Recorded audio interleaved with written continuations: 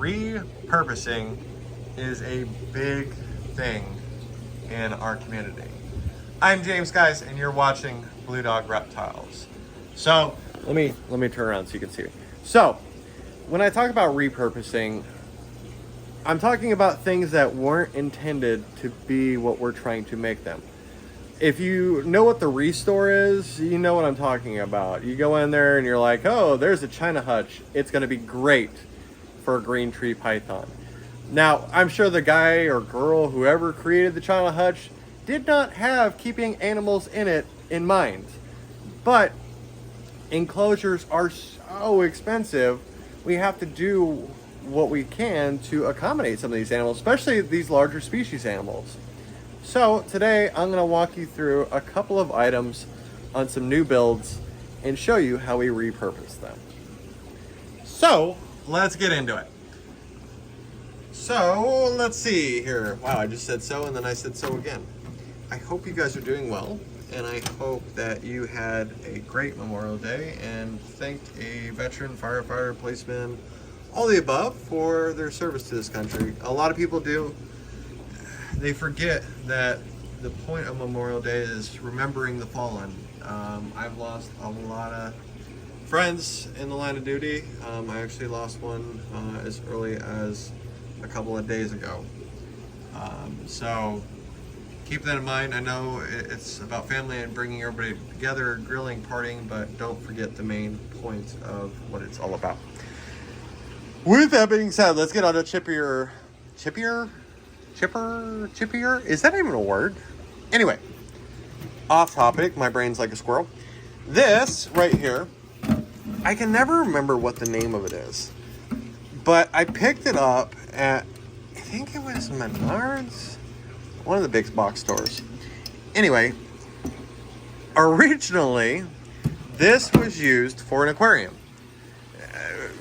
We've been condensing aquariums at home, and as you can see, it had a hole for the airline, a hole for the heater, and then it's sealed nice and tight. Nobody can jump out, and it's a fraction of the cost of glass lids. The same can be said when it comes to terrariums. This stuff, I think it comes in a 4x8 sheet, but it's like really inexpensive. I think it was like 20 bucks a sheet. I will say that if you cut this with a blade, it does not cut straight. It's kind of a nightmare to cut. What you can do is take a circular saw and turn your blade backwards. That way you don't dull your blade and it cuts like butter. Anyway, so I'm getting so off topic here. But like I said, so we have all this, and I was like, you know, I could sell it for a couple of bucks a piece, and some people can use it, but we need to figure out another use. Well, then I remembered that I'm doing these builds. Now, I know I've showed a couple of shorts on kind of like hints, like, yeah, we got the misters in, and that's honestly, and we got drains in too, but that's as far as these tanks have gotten just because I'm so bloody busy. But I had some downtime today because the weather decided it wanted to rain, so there's no customers here. So I was like, screw it, let's do it, let's get on it. So that's exactly what I did. And now, before we get into this, and talking about that, we're going to talk about the future plans for all three of these tanks. And you guys are going to get to see all along the way how these are done. Now, the idea I have is to make this look as if it's like all three of these tanks are all one tank. So the plan behind it is to do a waterfall, and it kind of comes down, and then we're going to have another pump in here to create a stream across, and then in this tank we're going to have another pump to kind of taper it down. All the wood that's going to be in here is going to go from one. It's going to be perfectly cut so that it looks like it's coming into the next. Then we'll have live plants. These are going to have bioactive setups. But that's the overall plan. How long it's going to take me to do is another story. Sorry. And then you can see we have UV and heating above each one. I thought about making one of them into like a red-eye tree frog habitat, or moving my red-eye crocodile skinks into one with a stream. I think they would really like that, because it sucks because, so we went through and drilled all the tanks. One of the tanks I haven't done is our red-eye crocodile skinks. Now we did get the misting system put in here, but one of the problems is it still needs a drain.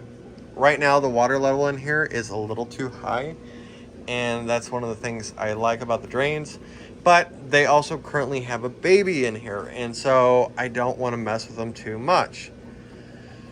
So I think it would be a cool idea to make them their very own setup. They're not going to be for sale because we are just, we're breeding to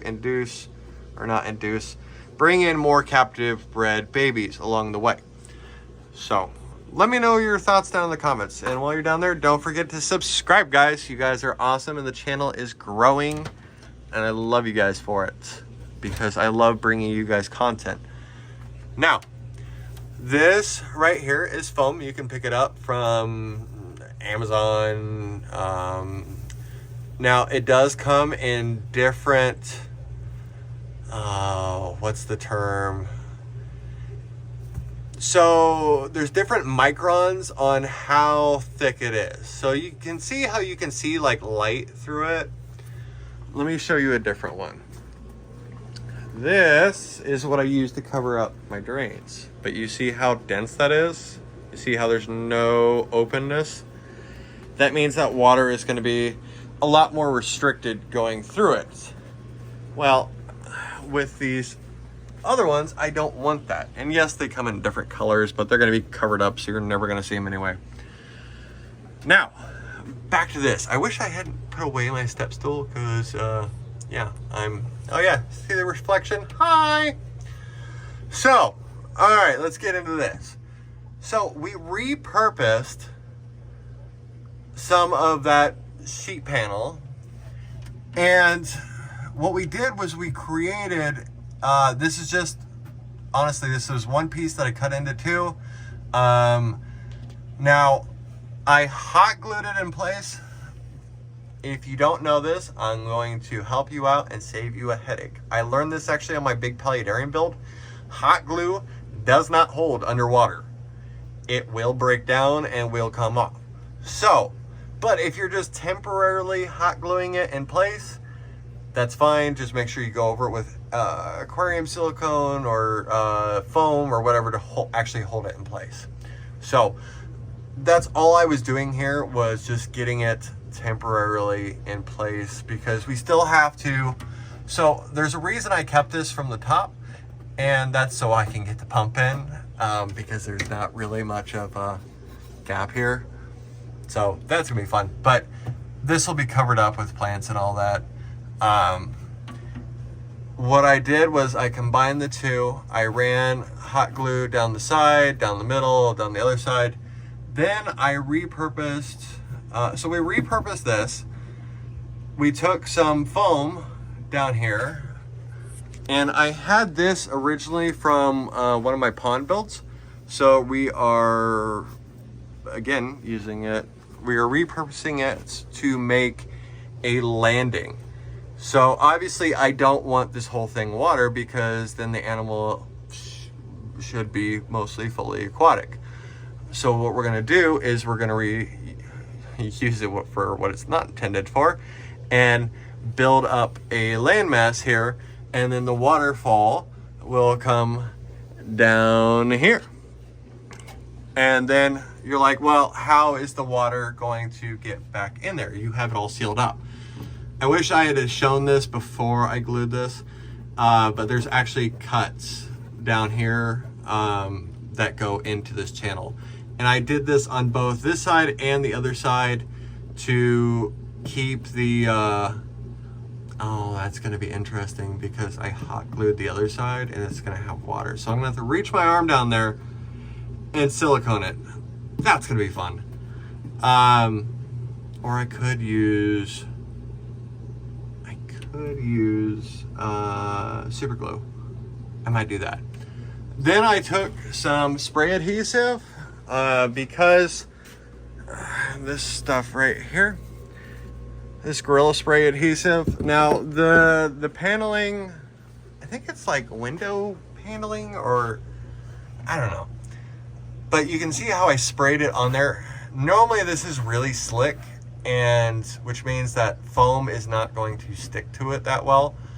I could have sandpapered it down, but what I wanted to do is get that gritty texture, and so I just sprayed down this whole thing. That way the spray foam will actually hold to it, and we can do some spray ledges up here, or we might do some foam board ledges. I haven't decided yet.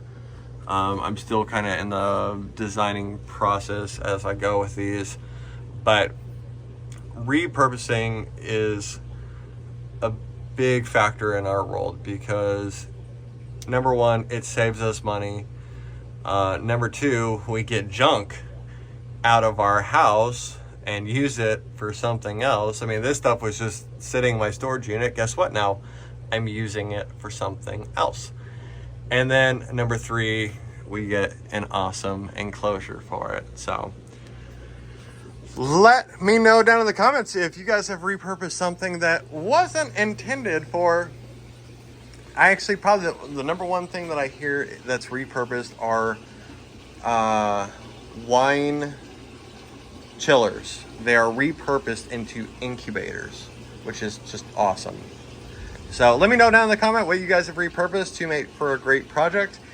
And I hope you guys enjoyed this video. Stay tuned for more videos and more updates, and we'll actually show you some of the builds. And as always, guys, stay safe, stay dry because it's raining, and we will see you next time.